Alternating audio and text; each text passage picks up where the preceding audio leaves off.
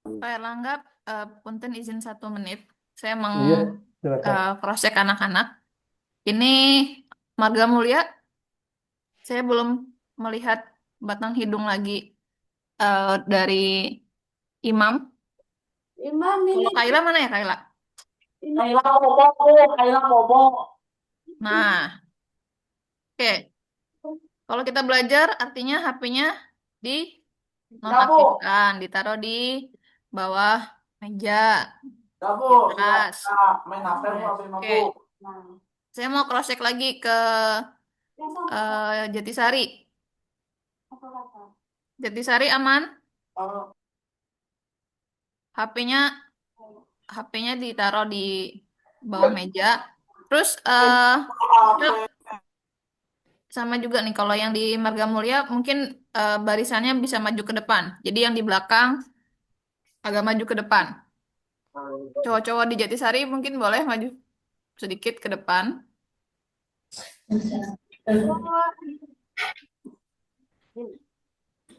Oke, silakan buka buku catatannya. Kalau nggak punya atau ketinggalan eh, pakai kertas, pinjam temennya. HP-nya kita sementara tidak boleh pegang HP ya. Oke. Eh, Mangga, Pak Erlangga. Baik, Bu Lia, mungkin saya kasih waktu 10 sampai 15 menit dulu kali ya buat biar anak-anak rehat sebentar. Oh, Transisi siap, antara mata pelajaran. siap, siap. Iya, silakan.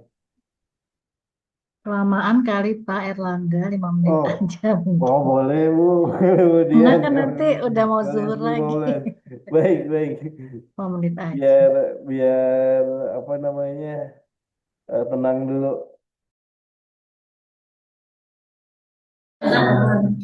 5 menit ya.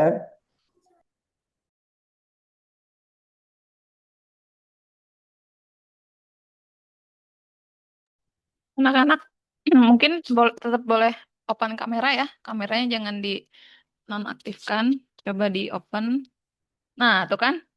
Sekali open langsung hilang kan? Oke. Meskipun kita sedang menunggu, Ini eh Bu, ada di pinggir Bu, kenapa? ada di pinggir.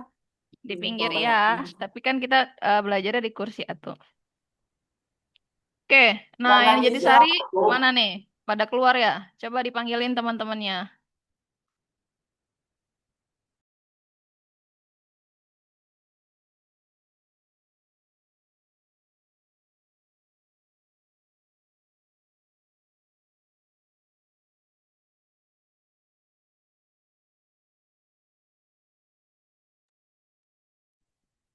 Baik, Bismillahirrahmanirrahim. Assalamualaikum warahmatullahi wabarakatuh.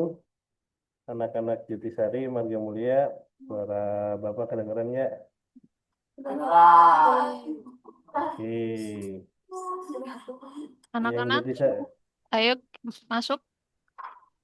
tadi Panggilin, atau tolong pasar panggilin ale. teman-temannya yang di luar.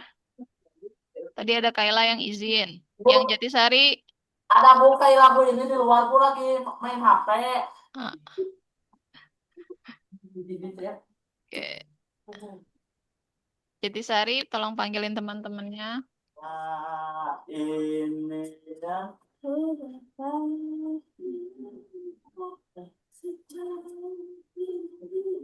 Yang Sahrul, Sahrul, siapa lagi? Fahri, Adli, Asri mana Asri? Ada, ada ya di kanan ujung ya, Asri. Amira, oke. Airama, ada. Tesurianti, Masih di luar. Di luar. yang cowok pada kemana? Di luar, Bu. Tolong panggilin. Nah, tolong dipanggilkan. Heeh. Oke, mangga Pak Erlangga. Heeh. Baik, baik, Bu.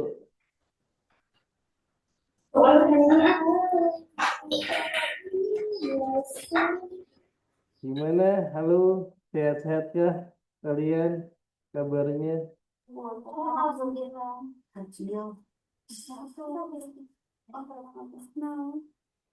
Gimana kabarnya anak-anak di Jatisari sama Marga Mulia? Sehat-sehat semua? Alhamdulillah.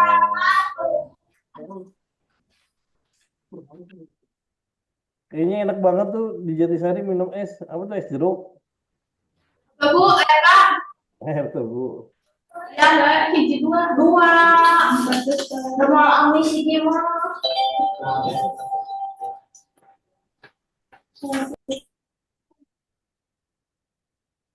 Oke, Bu, Pak, apa? izin dulu ke WC. Baik, namanya siapa? Bapak belum kenal. Imam. Imam, oke, Imam, silakan Imam. Baik, Bismillahirrahmanirrahim. Eh, Assalamualaikum warahmatullahi wabarakatuh. Wabarakatuh. Insya Allah Bapak akan mengajarkan geografi lagi, gitu ya, secara umum. Karena kalau kemarin kan kita baru membahas dari sisi bumi, gitu ya. Bumi pembentukannya seperti apa, lahan bagaimana bentang alam itu terbentuk, kemudian dari bentang alam yang terbentuk itu potensinya ada di mana aja gitu ya, misalkan kayak air tanah, prosesnya seperti apa gitu ya. Nah, itu kan baru sekedar sumber dayanya ya, sumber daya alamnya. Nah, bagaimana sih peran manusia gitu ya, peran manusia terhadap eh, potensi sumber daya alam yang kita punya, bagaimana karakter kita dalam mengeksploitasi, bagaimana dampak dari eksploitasi itu, kemudian eh, produk dari eksploitasi itu seperti apa, kan belum dijelaskan banyak gitu ya. Nah, insya Allah di semester ini kalian akan banyak mempelajari terkait dengan eksploitasi sumber daya alam di Indonesia gitu ya, dan dampaknya seperti apa. Nah, cuman untuk minggu ini kita tidak akan langsung ke materi. Bapak maunya diskusi dulu gitu ya. Eh, Diskusinya semoga bisa apa namanya, dua arah. Saya berharap kalian juga berperan untuk apa ya, mengeluarkan pendapat gitu ya terkait dengan fenomena-fenomena yang terjadi sekarang-sekarang ini gitu ya. Contoh misalkan ada yang mengikuti berita bencana alam di Sumatera nggak? Coba dari Jatisari sama Marga Mulia. Apa Pak? Bapak kurang jelas. Suara Bapak nggak jelas atau gimana? Iya Pak. Suaranya belum. Kayak Suaranya mendem gitu kecil. Pak Erlangga, suaranya Oh, mendem. baik, sebentar. Suaranya mendem. Tes. Masih kecil. Sebentar. Pas. Sudah oke. Udah. Oke, nah jadi Bapak mau bertanya nih, dari kalian yang di Marga Mulia dan Jatisari ada yang mengikuti eh, fenomena atau bencana alam yang ada di Sumatera nggak? Iya Pak. Ya, apa tuh? Coba Jatisari. Siapa namanya yang nah itu yang jilbab hitam? Maaf. Apa? Nah, siapa namanya? Kira.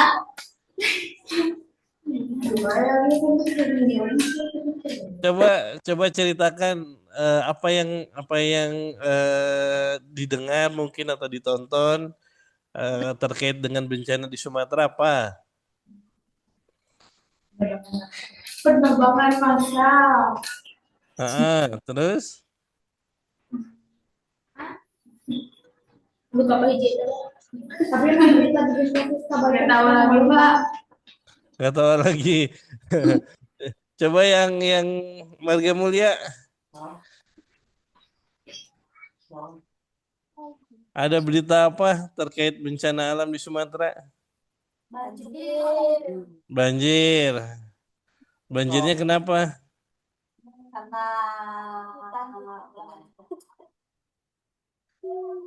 Kenapa? Rusaknya Buang alam. sampah, oke. Rusaknya alam Bapak. Rusaknya alam, good. Ada lagi? Ayo dong, kita ngobrol.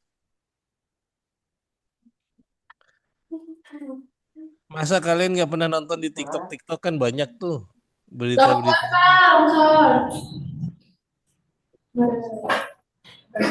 Longsor Bapak, ada Imas. Oke, ya longsor. Longsornya kenapa? Tidak ada pohon kalau tidak ada pohon. Tidak ada pohon. Oke, ada lagi. Hujan terus menerus. Hujan terus menerus, bagus. Abrasi. Ab- Abrasi, erosi, ya benar. Tidak menjaga kebersihan. Tidak menjaga kebersihan. Ada lagi nggak? Buang sampah sembarangan. Buang sampah sembarangan. Oke, nah kalian tahu nggak berapa jumlah atau berapa daerah yang mengalami dampak? Daerahnya maksudnya provinsi ya, yang mengalami dampak dari bencana alam tersebut? Tahu Pak, tahu. Nggak tahu. Jadi secara umum bencana alamnya itu terjadi ketika sedang musim hujan, yaitu adanya badai gitu ya di daerah Khatulistiwa atau di kita gitu ya. Kita kan daerah Khatulistiwa nih, masuknya Khatulistiwa. Nah, daerah Khatulistiwa ini secara umum seharusnya jarang terjadi badai. Kalaupun badai itu badainya kecil atau kalau kalian pernah dengar atau pernah pernah melihat berita puting beliung gitu ya.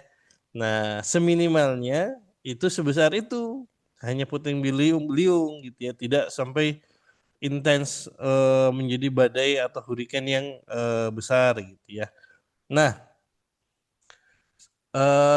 dilalahnya gitu ya kejadian di bulan Desember lalu gitu ya itu terjadi sangat intens gitu ya, hujan turun turun dengan deras, kemudian terjadi badai gitu ya dan menyebabkan longsor banjir gitu ya. Nah, area yang terdampak adalah Aceh, Sumatera Utara dan Sumatera Barat.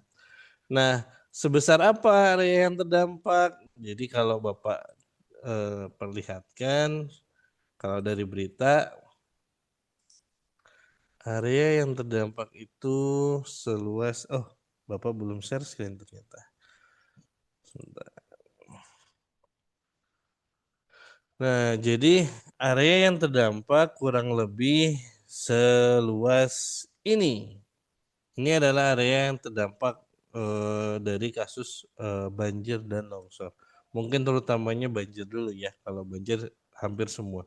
Sedangkan kalau longsor yang diutamakan adalah atau yang terkena dampak adalah Aceh bagian Sumatera bagian utara dan sedikit dari Sumatera bagian barat. Nah, eh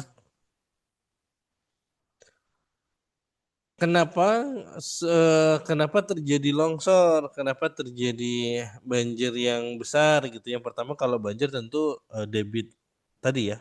Salah satu fenomenanya adalah curah hujan yang tinggi. Jadi curah hujan yang tinggi yang berlebih gitu ya. Tidak sesuai pada umumnya gitu. Itu menyebabkan debit air di permukaan itu meluap atau air di permukaan tuh meluap, sungai-sungai meluap gitu ya, kemudian menyebabkan jadi banjir bandang. Nah, sedangkan kalau kalau longsornya sendiri salah satu penyebabnya adalah karena di daerah-daerah Sumatera itu notabene adalah pegunungan yang lebat gitu ya. Jadi pegunungan dengan hutan yang lebat gitu ya. Karena ada aspek perbedaan ketinggian gitu ya. Ada zona-zona yang harusnya hutan gitu ya dijadikan perkebunan. Dan itu tanahnya jadi longsor gitu ya. Nah, tanah longsor ini ikut serta dengan banjir bandang jadinya cukup apa ya? Fenomenanya cukup besar lah. Jadi kompleks peristiwanya. Banjir bandang iya, longsor juga iya. Nah, eh daerah yang paling terdampak adalah daerah Aceh gitu ya, kemudian Sumatera Utara. Untuk keseluruhannya sebenarnya wilayah atau pesisir timur dari Aceh. Ini semua kena dampak yang paling besar. Kenapa? Karena pegunungan di daerah sini itu notabene sudah dibabat atau sudah diubah alih fungsi menjadi perkebunan yang menyebabkan daerah-daerah yang bertopografi atau yang berelevasi tinggi itu kehilangan ke apa ya jadi tidak stabil sehingga tanahnya itu mudah turun atau mudah bergerak gitu ya. Nah, eh, peristiwa ini itu menjadi sebuah sebuah pelajaran bagi kita bahwa ternyata eh, tidak semua area gitu ya, tidak semua area yang ada hutannya gitu ya, kemudian dialihfungsikan menjadi perkebunan itu bisa menahan eh, tanah supaya tidak bergerak. Jadi kan kalau misalkan kalian lihat di pegunungan biasanya kan ada pohon-pohon yang beringin gitu ya, pohon-pohon dengan akar-akar yang kuat gitu ya, itu kan menahan tanah gitu ya kan. Tapi ketika itu dialihfungsikan menjadi kebun gitu ya, akar-akar dari tanaman yang di perkebunan itu kan cenderung tidak kuat sehingga tanah itu tidak tercengkram dengan baik gitu ya kan. Nah, ini yang menjadi sebuah pelajaran bagi kita bahwa tidak semua tanah bisa diperlakukan seperti itu. Nah, eh aspek selanjutnya yang ingin Bapak diskusikan ke kalian adalah eh untuk zona-zona yang rawan seperti ini gitu ya, yang berelevasi ini gitu ya, itu punya potensi terjadi tanah longsor, ya kan? Karena konturnya tinggi gitu ya kan. Kan kalian di Garut juga pegunungan ya kan? Ada sungai, kemudian ada elevasi atau ada perbukitan gitu ya. Itu notabene punya potensi longsor. Nah, sehingga eh, yang menjadi kewaspadaan adalah mana zona-zona yang tanah itu bisa bergerak dengan aktif, mana yang tidak, gitu ya kan. Nah, mana daerah yang harus ditanami oleh tanaman yang lebat, tanaman dengan akar yang kuat, dan mana daerah yang mungkin masih bisa diubah atau dialihfungsikan menjadi tanah perkebunan.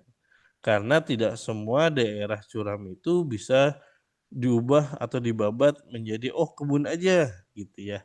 Oh, ini daerah yang bisa dialihfungsikan dari bukit yang awalnya banyak pohon tingginya, kemudian dibabat jadi perkebunan gitu ya. Itu tidak semua daerah seperti itu. Atau tidak semua tanah bisa diperlakukan seperti itu. Nah,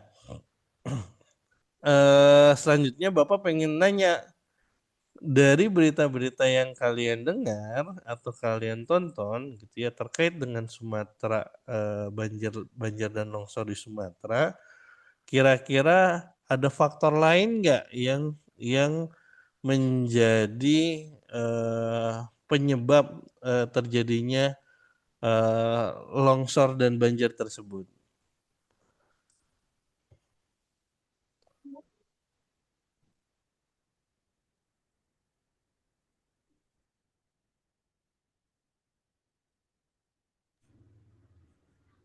Ayo. Faktor penyebabnya, Bapak. Iya, faktor penyebab lainnya selain curah hujan yang tinggi, kemudian eh, apa namanya eh, apa penggundulan hutan gitu ya. Ada faktor lain nggak yang menyebabkan terjadinya longsor tersebut? Tanahnya tidak menyerap air, Pak. Oh, good. Tanahnya tidak menyerap air. Siapa itu yang jawab? Tahu. Sahrul. Oke, good Sahrul. Terima kasih. Ada lagi? Hmm. Cara penahan. Karena penahan, penahan apa? Kayu, cara kayu. Kayu, Gempa bumi. gempa bumi. Oke. Belum Erosi. ada Erosi. Erosi. erosi. Erosi karena hujan panas. Oke. Jadi yang disampaikan Sarul itu benar bahwa salah satu penyebabnya adalah tanah di Sumatera itu secara umum tidak bisa menyerap air dengan debit yang tinggi. Jadi curah hujan yang tinggi kemarin di Sumatera itu eh, si tanahnya itu tidak bisa menyerap dengan jumlah curahan air yang tinggi. Jadi misal kalian tahu spons yang buat nyuci piring. Nah, kalau misalnya tahu ya. Jadi kalau spons itu kalian cuma tetesin air sedikit, airnya langsung hilang gitu ya kan. Itu terserap oleh si spons. Tapi kalau kalian buka keran airnya kebesaran, kemudian kalian taruh spons itu di selang air itu gitu ya, di keran air, di bawah keran air itu langsung si airnya itu langsung keluar atau langsung terpantulkan gitu ya. Terpantulkan dari spons. Kenapa? Karena kemampuan spons untuk menyerap air itu tidak sebanding dengan jumlah debit atau jumlah air yang keluar dari keran. Sehingga dia tidak bisa menampung. Tidak bisa menampung, airnya jalan di permukaan. Nah, ketika airnya jalan di permukaan, dia bercampur dengan material-material debu atau pasir. Nah, si material debu ini itu menambah beban di permukaan sehingga tanah yang sudah menyerap air itu nggak kuat buat nampung, nggak kuat buat menahan si beban air ini. Ikutan bergerak dia sehingga terjadilah longsor. Nah, ini yang menjadi faktor lainnya kenapa longsor dan banjir di Sumatera itu hal yang kompleks. Jadi tidak hanya dari segi deforestasi atau pengubahan lahan hutan menjadi lahan perkebunan.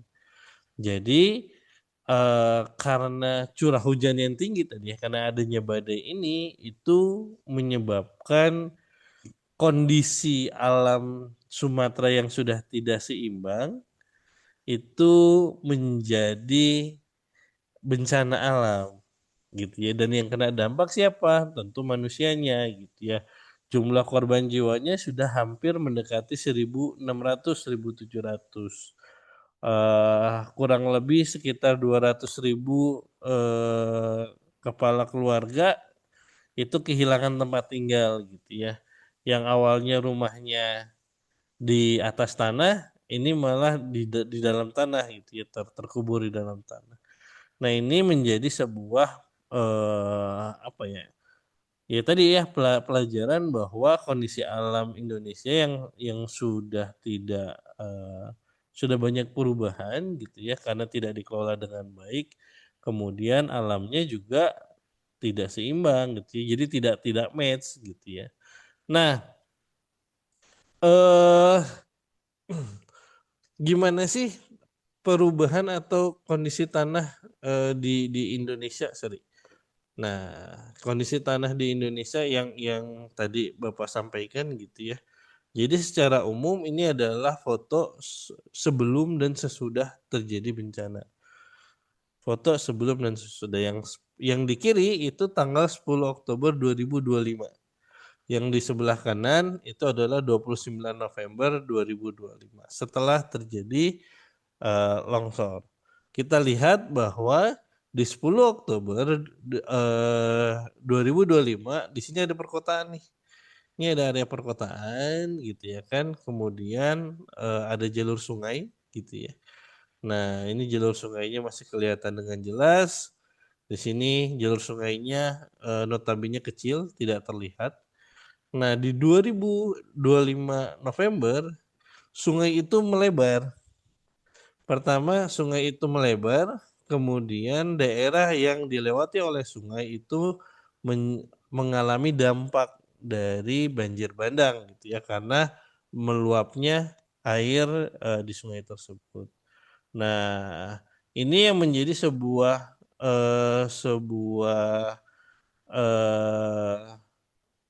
apa ya?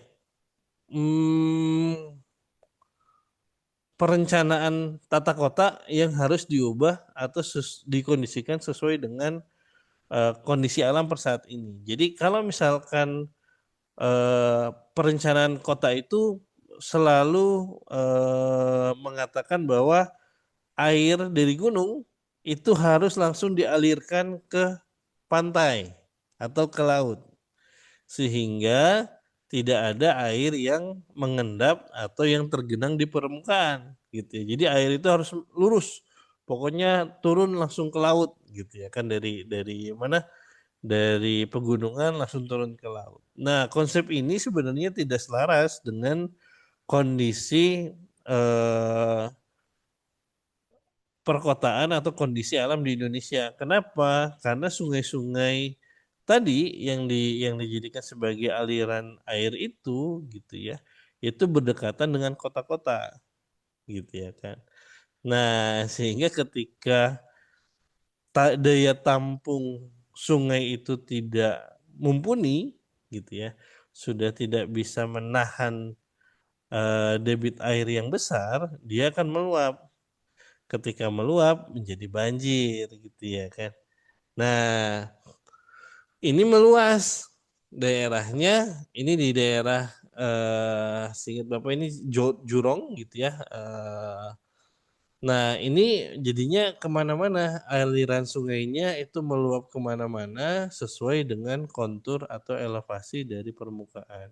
Semakin rendah elevasi tanahnya, maka air itu semakin mengendap di sana. Kenapa? Karena kan air itu bergerak dari tempat tinggi ke tempat yang rendah gitu ya. Nah, kalau misalkan diteruskan, Pak, kenapa ini bisa meluap gitu ya? Berarti volume di atasnya itu terlalu tinggi. Sungainya tidak mumpuni. Nah, kita harus stres. Sumbernya yang menyebabkan air sungai meluap itu dari mana? Dari mana-mana sajakah sumber airnya gitu ya? Dari bukit mana gitu atau dari gunung mana? Nah, itu dari situ kita bisa memetakan mana aliran sungai yang sudah tidak bisa mumpuni atau butuh butuh rekayasa engineering ya, rekayasa engineering sehingga daerah itu atau sungai itu bisa ditahan dulu sebelum turun ke perkotaan dan lain sebagainya. Nah, itu perlu ada rekayasa engineering nantinya. Jadi kalau misalkan terjadi bencana itu tidak hanya sekedar oh ya terjadi bencana kena dampak, kemudian pemulihan tidak langsung seperti, tidak hanya seperti itu. Tidak hanya pemulihan saja, tapi perbaikan dan pencegahannya apa nih supaya tidak terulang kembali. Nah, itulah yang disebut sebagai rekayasa engineering gitu ya. Nanti akan dibentuk bendungan, nanti akan dibentuk pola aliran sungai yang bisa dijaga debitnya gitu ya. Itu juga bisa dilakukan dengan rekayasa engineering itu. Jadi kalau kita terkena dampak bencana itu, sikap resilience terhadap bencana itu bisa dilihat dari setelah kejadiannya. Apakah langsung sigap ada perbaikan atau tidak. Kalau tidak berarti kita belum siap atau belum belum apa ya belum belum belum cepat dalam merespon dampak dari bencana tersebut. Nah, eh, apakah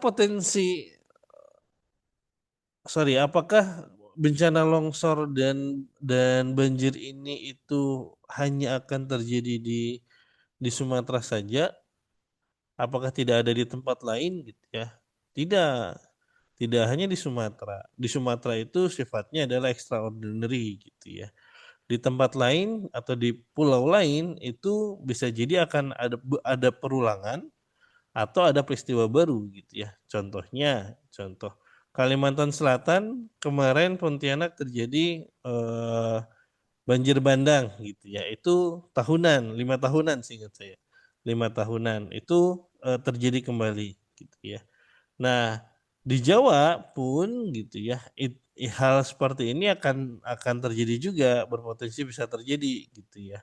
Kenapa? Tentu karena tadi eh, prinsip atau eh, tata kelola kota yang salah bahwa air itu harus mengalir langsung ke pantai atau ke laut itu sebuah konsep yang salah. Kenapa? Karena air itu baiknya diserap dulu gitu ya.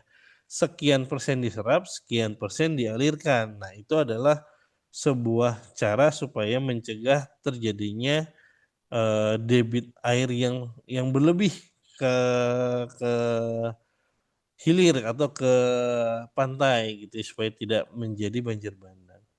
Nah, di Jawa sendiri potensi itu besar. Contohnya di mana? Purwakarta gitu ya. Karena dia ada di utara Jawa gitu ya, dan itu sering terjadi abrasi. Tadi kan ada yang bilang abrasi. Abrasi Pak, benar. Purwokerto itu merupakan atau Semarang lah. Purwokerto sampai Semarang itu merupakan area Jawa yang tanahnya itu selalu tergerus oleh air laut gitu ya, karena ketinggian air lautnya semakin tinggi, debit air sungainya juga tinggi gitu. Jadi nambah ada debit air yang tinggi dari pegunungan, kemudian ada penambahan ketinggian permukaan laut dari laut gitu ya, sehingga baik dari daratan maupun dari lautan itu airnya sama-sama tinggi gitu ya. Nah, ini yang menjadi dampaknya apa di daerah pesisir ketika ada pertemuan antara air tawar dengan air sungai gitu ya, itu akan menyebabkan rusaknya eh, kualitas air tanah. Air tanahnya nanti akan payau. Payau itu gimana? Agak sedikit asin gitu ya. Agak sedikit asin gitu. Rasanya itu bukan rasa apa ya, segar gitu ya, tapi ada rasa asinnya itu payau. Nah, ini akan menyebabkan daerah Purwokerto itu tergenang atau kalau bahasanya adalah tenggelam gitu, bahasa ekstrimnya adalah tenggelam. Sama seperti Jakarta bagian utara. Berpotensi akan tenggelam tuh nantinya kalau tidak ada rekayasa engineering supaya air yang dari daratan itu bisa keluar menuju laut. Padahal ketinggian lautnya itu lebih tinggi daripada sungainya gitu misalkan gitu ya. Nah, itu jadi stuck nantinya gitu ya. Itu dampaknya akan berbahaya. Nah,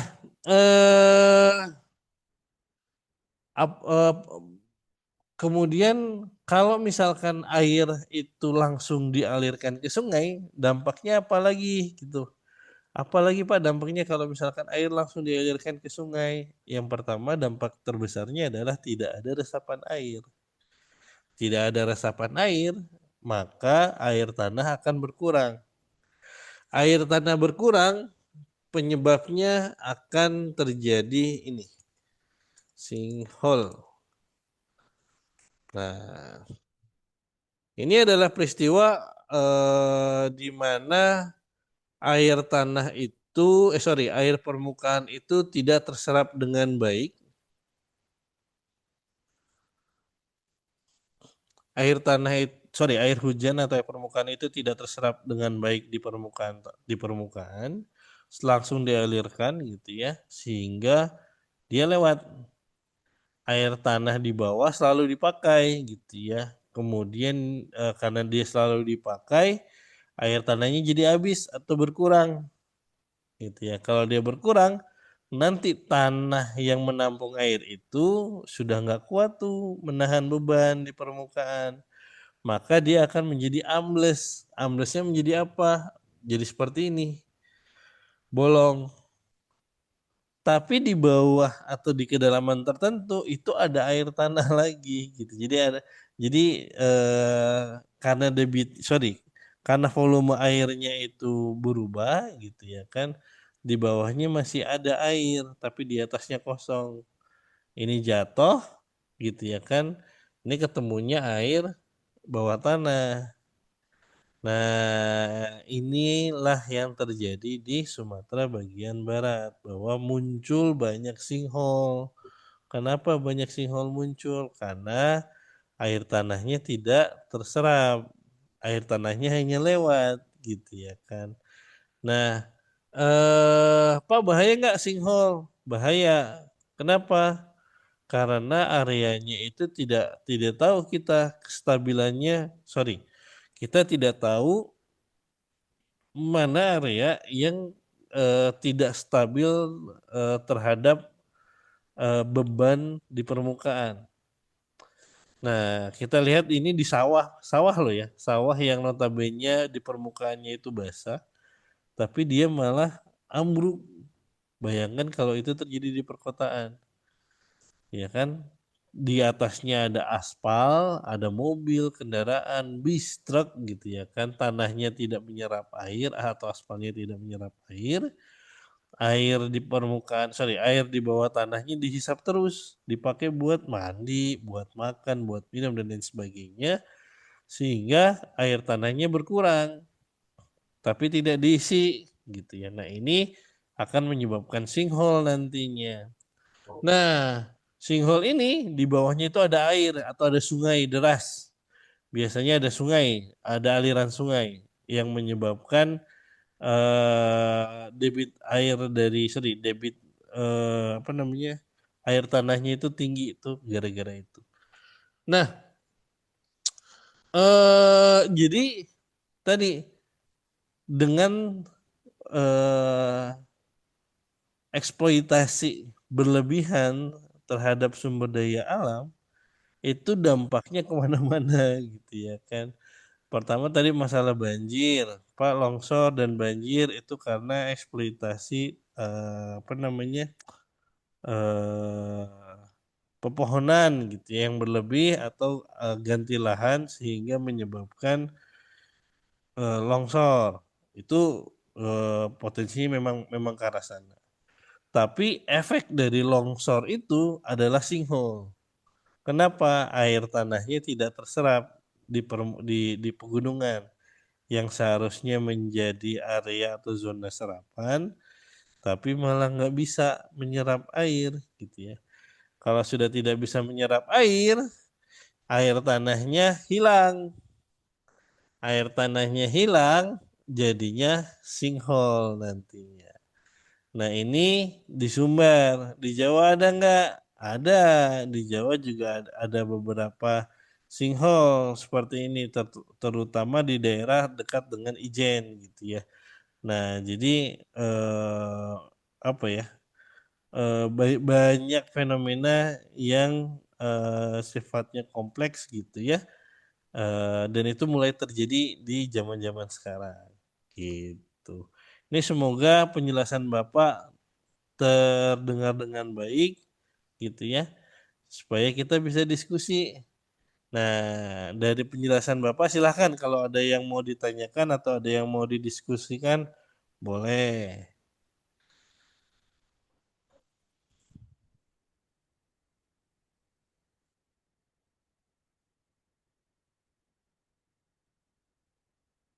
Ada? Nggak ada. Kalau gitu Bapak yang mau nanya. Nah, yang Bapak nanya seperti ini. Kalian kan di Garut ya banyak daerah perkebunan gitu ya. Eh, yang Bapak tanyakan di daerah kalian itu pernah nggak terjadi banjir bandang Belum. atau belum pernah? Oke, alhamdulillah good. Eh, ya kalau gitu pertanyaan selanjutnya adalah eh di daerah kalian gitu ya, di daerah kalian pernah nggak eh terjadi longsor? Pernah. Cisompet pernah, Jatisari pernah. Oke. Nah, untuk zona atau daerah longsornya di atasnya itu apakah pepohonan yang lebat ataukah daerah perkebunan? Perkebunan. Perkebunan. Oke, oke. Jadi eh pernah terjadi longsor, kemudian longsornya itu di atas atau di daerah perkebunan gitu ya. Oke, terima kasih. Baik, nanti minggu depan mungkin gitu ya kita akan banyak membahas terkait dengan bentang alam di daerah kalian dan potensi longsornya gitu ya. Nah, jadi longsornya ada di mana aja nih gitu ya. Nanti akan Bapak bahas. Maaf, mungkin bukan minggu depan, mungkin 2 minggu lagi. Bapak minggu depan itu harus ke Bandung dan harus ada kegiatan apa namanya seminar gitu ya. Jadi mungkin 2 minggu lagi baru bisa Bapak ceritakan terkait dengan eh, peristiwa fenomena ini ya, potensi longsor dan banjir itu. Oke, oke. Kalau di daerah kalian, Bapak nanya lagi, ada nggak yang eh, eksploitasi tambang atau ada nggak daerah pertambangan di daerah kalian? Ada. Itu. Nggak ada tambang, tambang emas nggak ada, Ada. Kayak persawahan, Pak. area persawahan, oke, nggak ada tambang emas ya. Ada. Kalau pasir, Di laut, Bapak ya deh. Ayo di laut mana teh? Galian, pasir. eh, galian pasir di mana? Di laut atau di sungai? Di sungai ada, di laut ada, Pak. Oke, di sungai ada, di laut ada. Nah, menurut kalian nih, menurut kalian, ketika daerah sungai itu dikeruk, diambil airnya, kira-kira ada dampak negatif nggak yang akan terjadi? Enggak. Diambil air sakumaha. Jadi tanah sungainya dikeruk, Ke sana, nah, Bapak. ada dampak negatifnya nggak kira-kira menurut kalian? Ada. Tidak ada. Oke. Kenapa? Karena eh, apa sungainya jadi lebih dalam gitu ya, bener nggak? Ya. Sungainya lebih dalam, jadinya debit airnya bisa lebih tinggi lagi gitu ya. Nah sebenarnya ya, ketika pasir di sungai itu dikeruk berlebihan, yang dikhawatirkan terjadi adalah abrasi karena kecepatan pengerukan tanah. Nah, jadi kalau dikeruknya berlebihan nih, kan jadi lebih dalam, ya kan? Kalau misalkan kalau misalkan terjadi lebih dalam, air sungai itu nanti jadi lebih cepat. Kalau air sungainya cepat, maka pinggir-pinggir sungai itu akan mengalami abrasi. Nah, itu yang menjadi tantangan ketika mengeksploitasi pasir di pinggir sungai karena dikhawatirkan pengambilan atau pengerukan tanahnya itu menyebabkan debit sungainya jadi lebih cepat nantinya. Nah, itu bahayanya anak-anak. Nanti Bapak akan ceritakan jadi dari sisi eksploitasi tambangnya potensi di Jawa Barat atau di Garut itu seperti apa, dampaknya seperti apa gitu ya. Nanti Bapak ceritakan. Nah, Bapak mau nanya lagi. Di daerah kalian ada tambang emas enggak? Nggak ada. Ada. Itu kita sampai di toko. Itu mah perhiasan, bukan cuma emas, itu mah perhiasan. Ada apa di Bandung? Mereka hipermal. Ada di Jatisari ada tambang emas ya? Nah, Biasa. ada berapa? Marga Mulia gimana di Marga Mulia?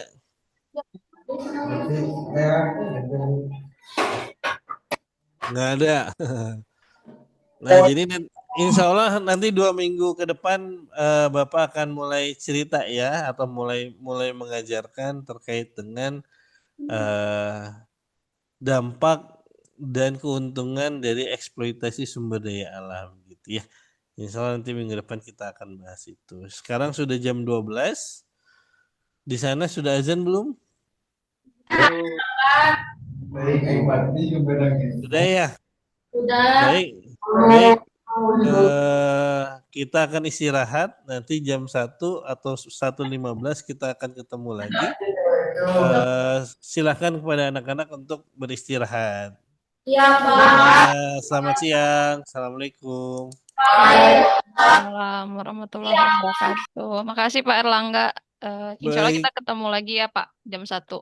Iya, mungkin 15 menit ya Bu ya, Bu Oke. ya. Sip. Nah, Ah, terima kasih. anak-anak, saya tadi melihat di ujung sana, terutama yang Jatisari. Jatisari jangan open kamera, jangan tutup kamera dulu. Itu siapa yang lagi rebahan? Tiduran. Yang lagi tiduran, siapa itu? Iya, Sahrul. Siapa lagi? rapi. Rapi. Adli kok nggak kelihatan hidungnya? Kita lagi belajar apa lagi tidur-tiduran nih? Oke. Nanti jangan mengulangi lagi ya. Nanti kalau misalkan Pak Erlangga sedang eh, menjelaskan, duduk di atas kursi.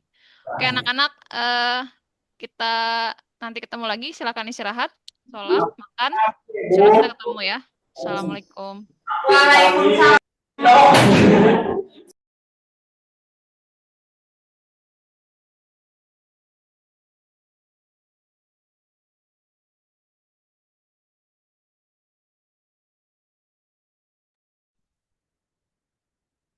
Mana ini belum pada muncul. Udah diteleponin. Hari pertama, minggu pertama Bu. Pada. Tapi waktu saya hari Senin mereka ini kok nggak keluar Zoom gitu. Kan saya juga Oh, sama jamnya kayak Pak Erlangga kan, heeh. nanggung gitu. Jadi di jeda istirahat. Tapi mereka nggak keluar Zoom, kok pada keluar Zoom gini.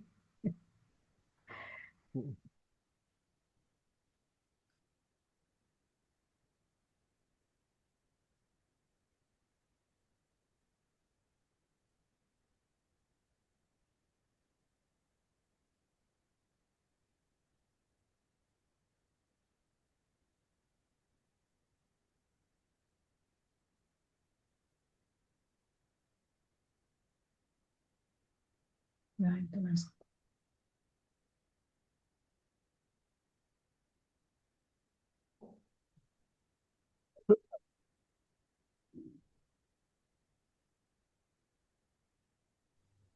Halo. Assalamualaikum. Waalaikumsalam. Waalaikumsalam. Ya, silakan ya. Tinggal Marga Mulia nih. Anak-anak Marga Mulia nih jajannya jauh. Soalnya lokasinya agak ini, apa namanya, pas di tanjakan gitu kan lokasi Marga Mulia itu. Oh, di Bukit, Budian.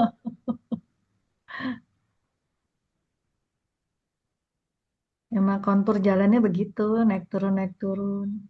Iya, saya ngelihat di peta juga, wah lumayan. Mm-mm. Lumayan menantang.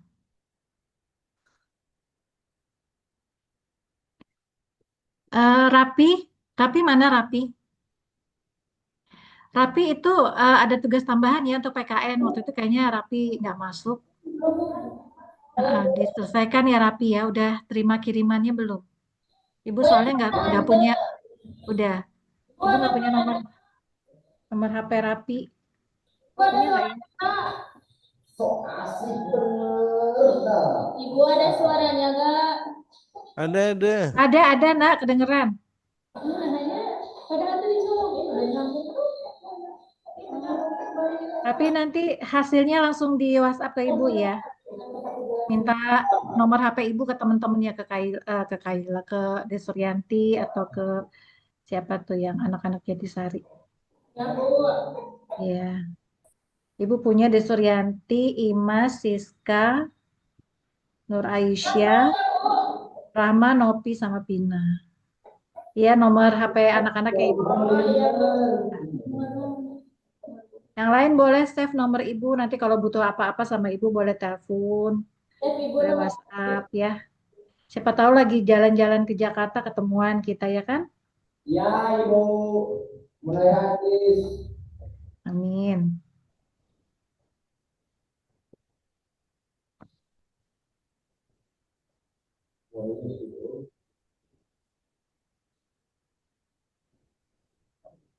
Supaya ngomong apa itu. Apa ya ini? Ini asli mereka mana? Wen.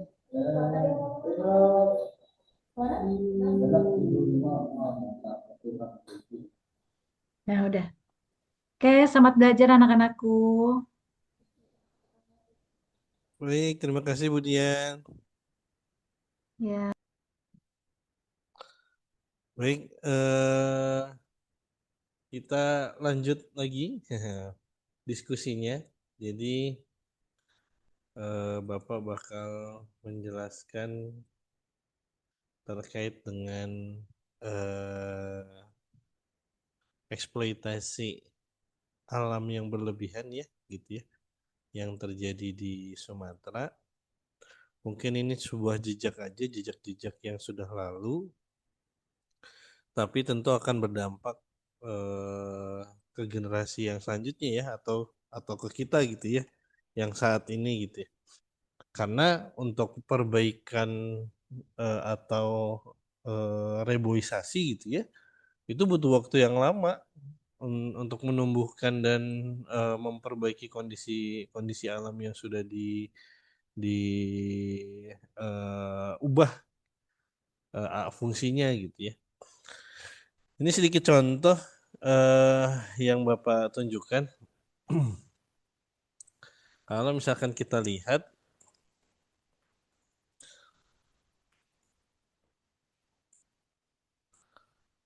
oke, bukan yang ini. Nah, ini aja dulu. Ini contoh bahwa ini lokasinya ada di Aceh. Lokasinya di Aceh, di PD, PD Aceh gitu ya. Nama daerahnya PD. Di wilayah baratnya dulu hutan. Kalau misalkan kita akses, Bapak bandingkan dengan tahun 2020.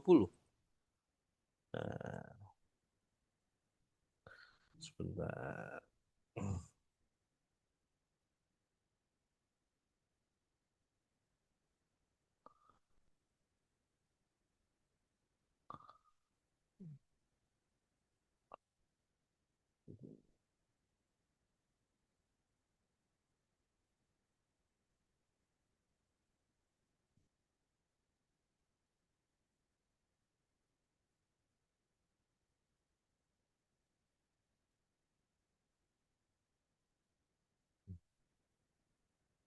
Nah, ini yang 2020 Bapak nggak bisa sandingkan satu persatu bahwa daerahnya masih hijau di bagian atas. Kita lihat. Nah, ini hijau semua, kondisinya masih hutan. Nah, ini adalah tahun yang baru, 2025, 2026. Nah, ini 2025, 2022, kita terus ya. Ini 2021, nah 2020. Jadi di 2020 kondisi kondisi bentang alamnya itu masih bagus. Tapi ketika menuju sekarang gitu ya, menuju waktu sekarang atau ke terdekat, perubahan alamnya sangat sangat masif. Yang tadinya hijau, tanahnya sekarang sudah rata. Kalau kita lihat banyak apa perambakan atau deforestasi hutan ya. Nah, ini anak-anak yang disebut sebagai pengalihan apa al- tat- pengalihan tata guna lahan yang awalnya hutan menjadi zona perkebunan. Dan ini dampaknya bukan di sini. Ini daerah dataran dataran tinggi. Kalau kita lihat, ini ada sungai. Nah, ini ada sungai ini. Ini ada sungai. Nah, ini sungai. Air hujan atau sorry, air itu mengalir dari tempat tinggi menuju ke tempat yang rendah. Sungainya sekecil ini nih. Nih, Bapak ukur ya. Tuh, sungainya 18 meter. Lebarnya 18 meter. Tapi area yang dirusaknya seluas, nah, area dirusaknya sebesar 3 kilo. 3 kilo kali berapa nih ya?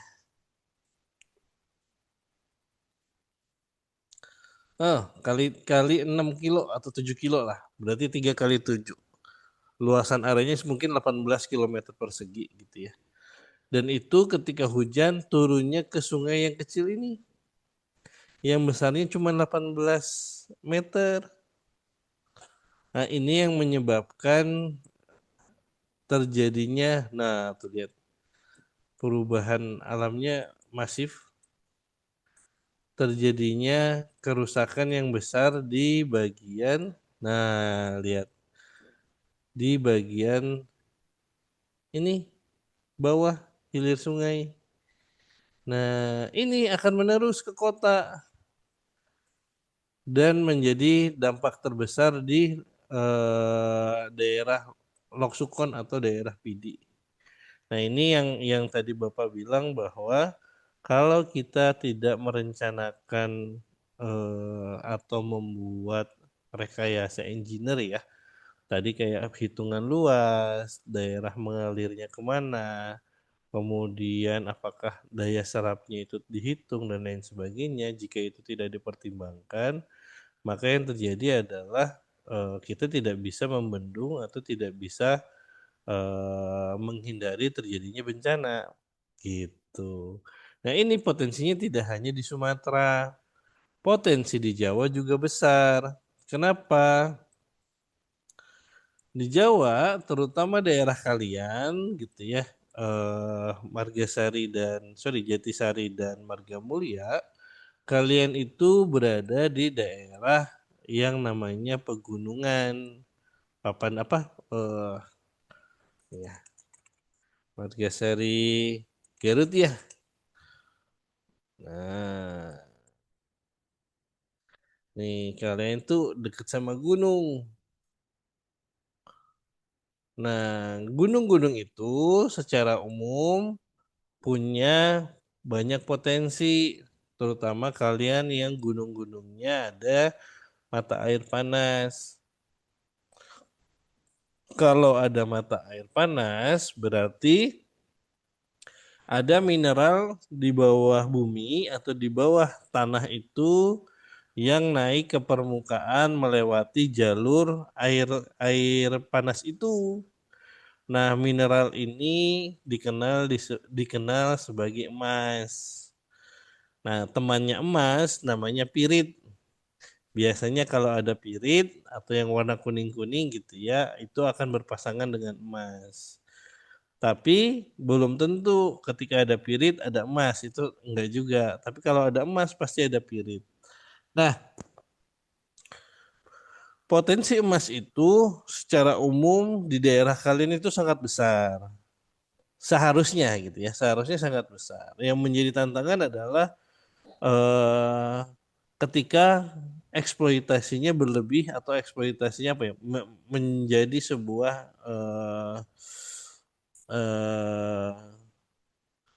bahan tambang gitu ya, yang dieksploitasi berlebih. Ketika tidak direncanakan dengan baik, maka yang akan terjadi adalah kerusakan terhadap daerah kalian gitu ya. Kenapa? Karena ketika ditambang pasti dikeruk tanahnya gitu ya.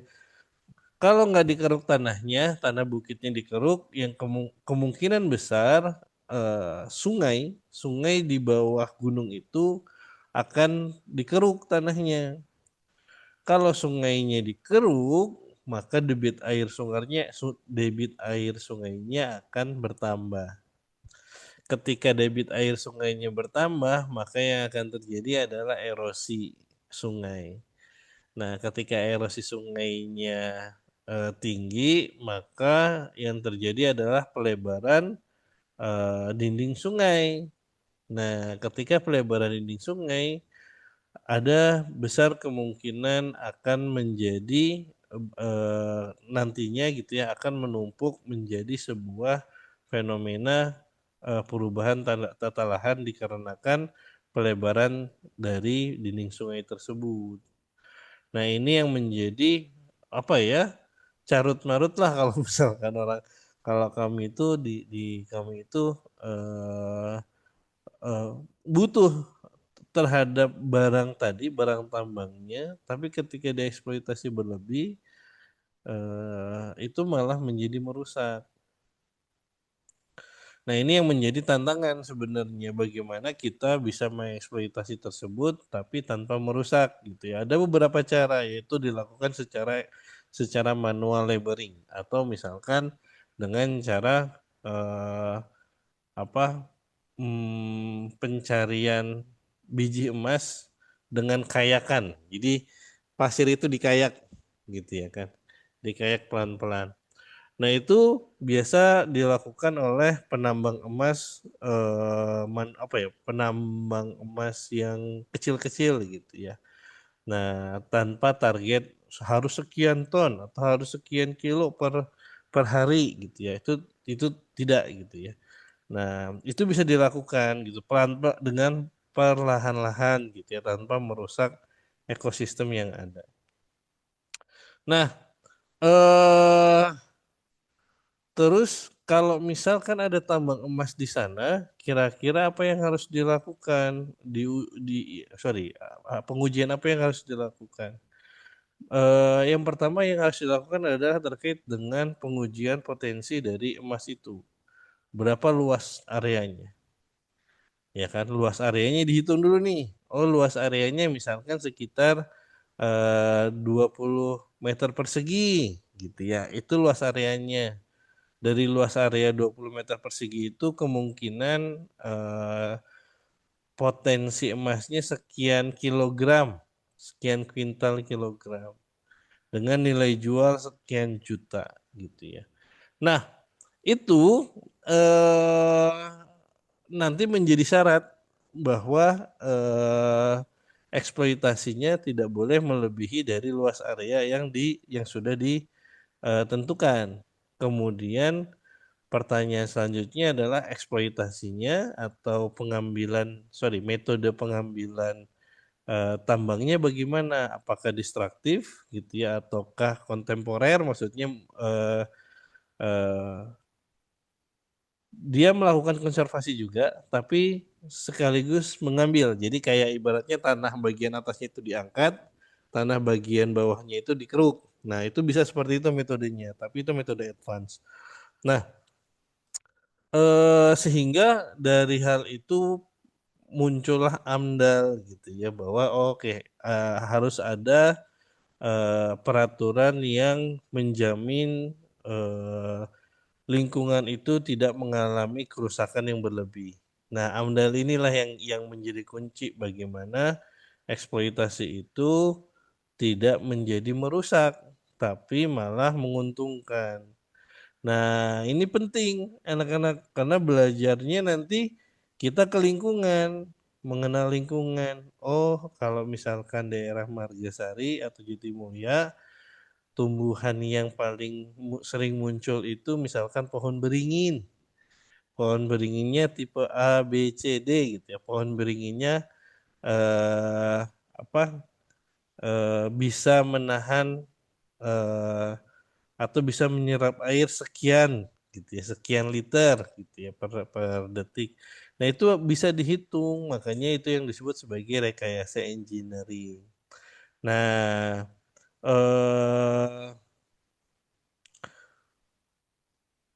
sehingga ketika nanti dieksploitasi, produk tambangnya itu bisa diambil, lingkungannya bisa dijaga. Nah, itu yang diharapkan saat ini.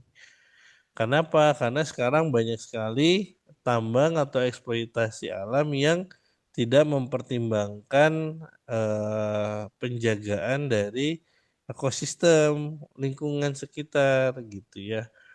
Pohon diterabas saja, dipotong aja gitu ya, pohonnya dijual gitu ya kan, lahannya dikeruk gitu ya kan, nanti hasil kerukannya jadi emas atau misalkan jadi timah atau jadi bahan tambang lainnya jadi uang.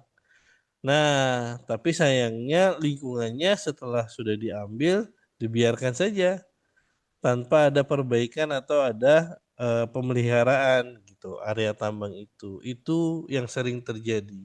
Contohnya di mana? Contohnya di sini sebentar ya. Di sini itu di Lampung. Di Lampung itu banyak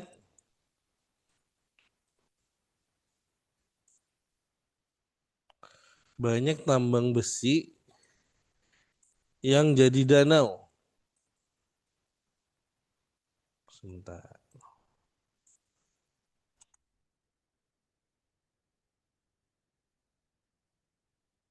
Nah, ini dia.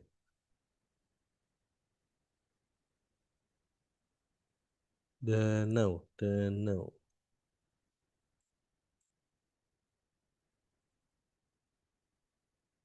Jadi kalau lihat dari udara gitu ya, itu bentuknya danau. Sebentar, Bapak lupa ini ya tempatnya.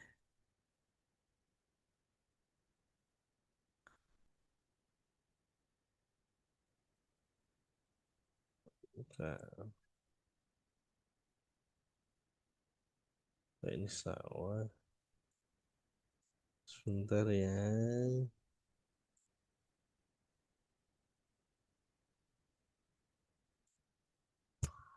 Ini dia. Ini dia. Nih, jadinya ini adalah tambang besi gitu ya. Eh, tambang besinya ini harusnya dalam. Nah, harusnya kayak gini nih. Nih, dia ngegali jadi muter ya.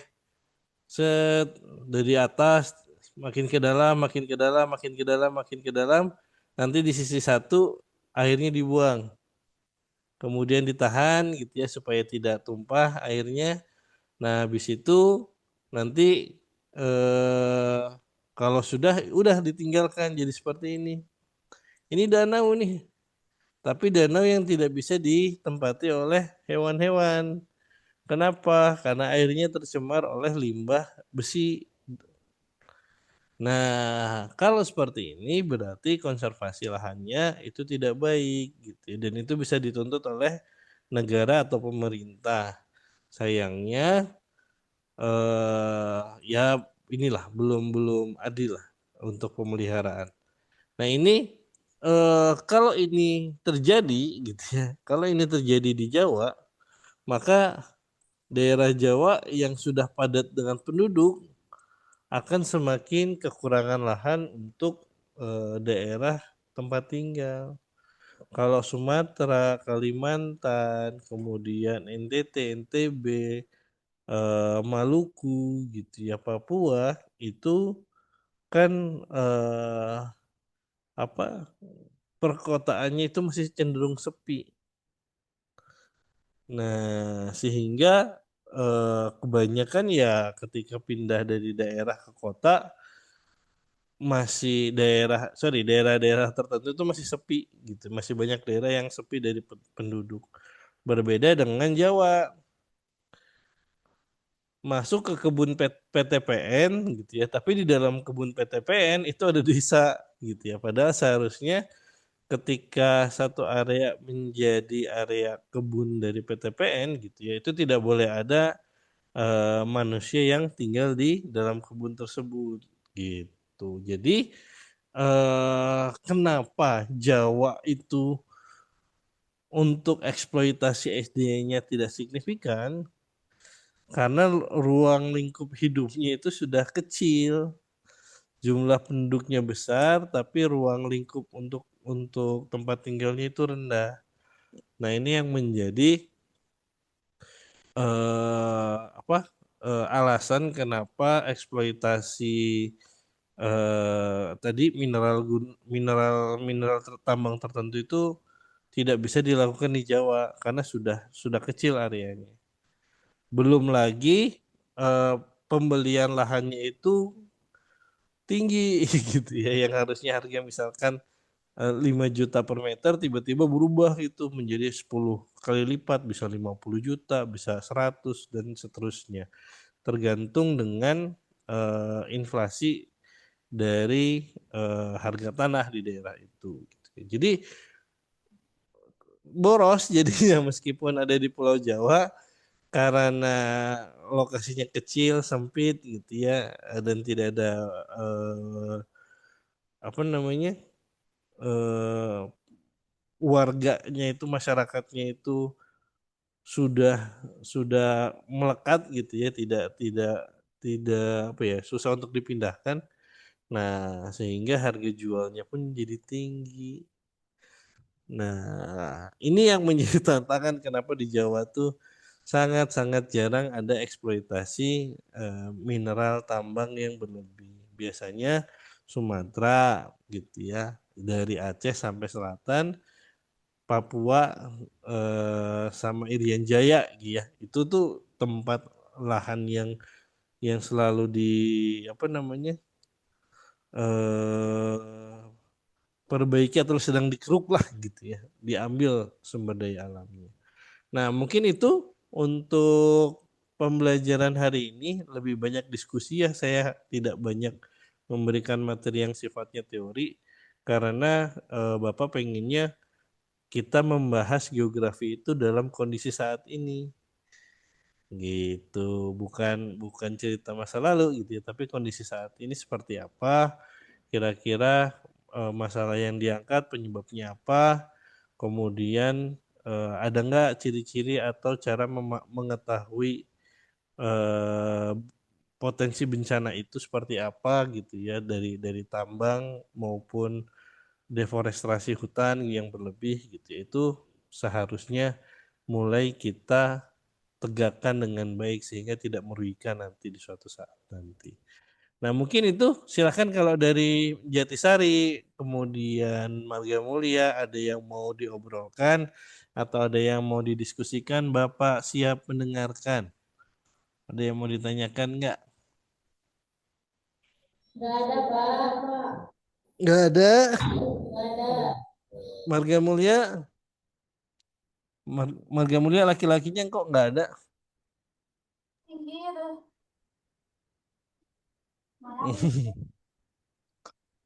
Pada kemana laki-lakinya? Ada di pinggir. Oh, di pinggir. Nggak mau kelihatan. Terlalu silau Pak. Bolah, terlalu silau. Kurang Pak. Ini lagi di teras lagi.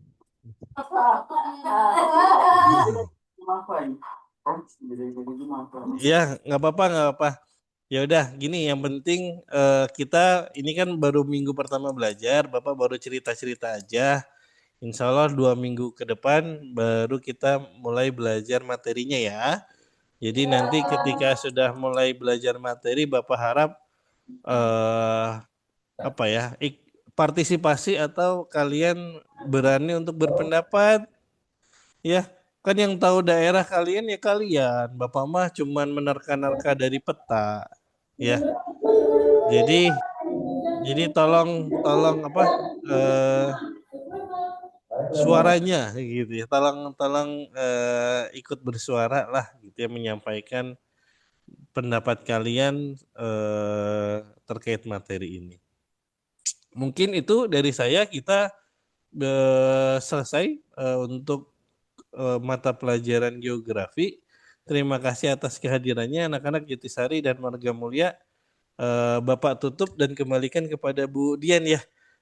Assalamualaikum warahmatullahi wabarakatuh. Selamat siang. Waalaikumsalam. Silakan Bu Dian, Mulia. Terima Makasih, Pak kasih. Erlangga. Sama-sama. Dadah Bapak katanya. Ya, dadah. Terima kasih. Pak Erlangga, punten, ini share screen-nya masih. Oh iya, Belum mau saya ditutup ya. matikan. Nah, siap. Terima kasih, Pak. Anak-anak masih lengkap sampai akhir? Masih ya, alhamdulillah. Saya nggak meminta atau melihat cek catatan kalian, tapi tadi ada yang bisa menyebutkan apa aja yang diajarin sama Pak Erlangga?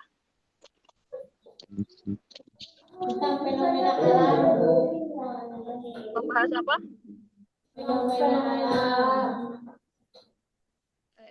Kira-kira banyak nggak tadi yang ditampilin sama Pak Erlangga soal tambang, pemanfaatan? Banyak ya. Oke, artinya kan kalau misalkan banyak tambang itu arti sumber daya alam di sekitar rumah, di desa Jatisari, Margamulia, Cisompet itu artinya menyimpan potensi sumber daya alam yang besar ya. Gitu. Jadi teman-teman nih sebagai generasi penerus bangsa itu punya tanggung jawab gitu, memelihara lingkungan gitu ya. Kalau bayangin kalau tadi yang teman-teman tadi nonton video yang Bu Rosita, masih ingat nggak? Yang awalnya kebun singkong, nggak ada mata air sama sekali gitu. Nah, jadi dengan video yang tadi ditampilin, terus kemudian teman-teman belajar geografi hari ini, sebetulnya itu sama ya. Jadi ketika misalkan suatu lahan nggak punya pohon, potensi bencananya besar. Terus kemudian ketika seseorang peduli aja secara konsisten puluhan tahun gitu ya menanam pohon gitu, terus kemudian jadi hutan, itu manfaatnya banyak gitu, nggak cuma buat manusia tapi buat lingkungan sekitar. Kalau teman-teman tadi belajar virus, bakteri gitu kan, nah itu setiap pohon itu punya jutaan bakteri atau mikroorganisme gitu. Jadi nggak hanya buat manusia aja, buat plankton gitu misalkan, buat kalau di laut, atau buat misalkan ada jamur, nah itu manfaatnya besar. Oke, alhamdulillah pertemuan minggu pertama di semester genap ini bisa berjalan. Allah mudahkan. Alhamdulillah trouble teknisnya sedikit ya tadi kemarin.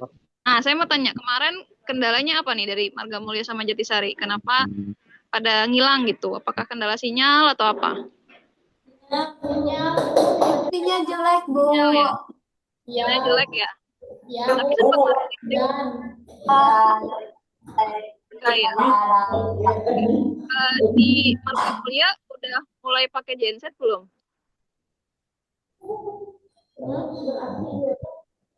Tahu nggak nih yang cowok-cowok mungkin udah pakai genset yang kemarin dipasang yang mesin yang ada solarnya.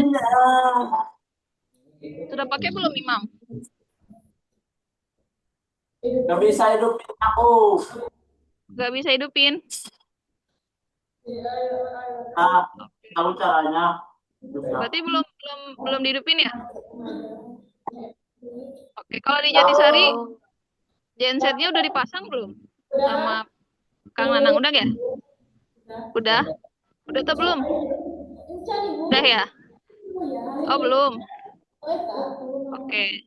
Nah, itu sebenarnya salah satu sistem backup tenaga lah, perangkat untuk sewaktu-waktu misalkan mati listrik gitu ya di sana. Oke. Insya Allah sampai ketemu minggu depan.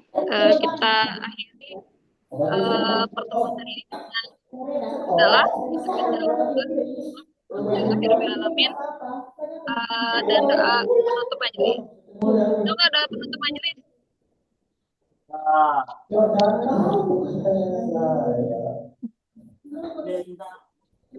Diseding boleh.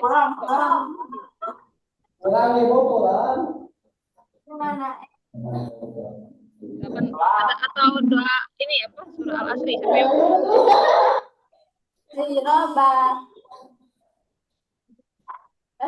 ada yang mau mimpin? Doa penutup dari Marga Ucapan salah. Coba Badru deh yang mimpin. Baca sama-sama aja, baca sama-sama, baca sama-sama. Bismillahirrahmanirrahim. Subhanaka Allah.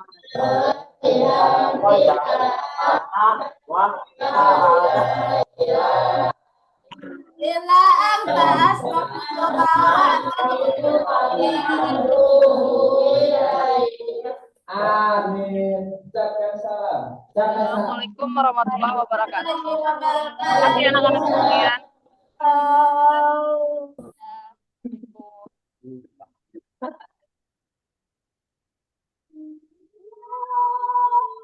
Nah,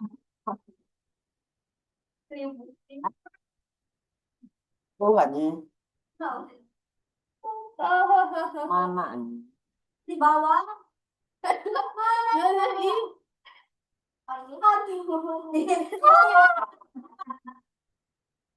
Itu bagong.